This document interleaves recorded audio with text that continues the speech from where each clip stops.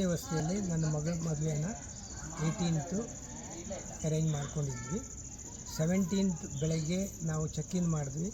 18th night checkout ಮಾಡಿದ್ದಾರೆ. ಕಲಾನಿವಸತಿಯ ಎಲ್ಲ place ಅಥವಾ ಎಲ್ಲ ಜಾಗ ನಮಗೆ ತುಂಬ ಖುಷಿಯನ್ನು ತಂದುಕೊಟ್ಟಿದೆ. ಕಲಾನಿವಸತಿಯ ಸ್ಟಾಫು ತುಂಬ ಸಪೋರ್ಟಿವ್ ಆಗಿದ್ದರು.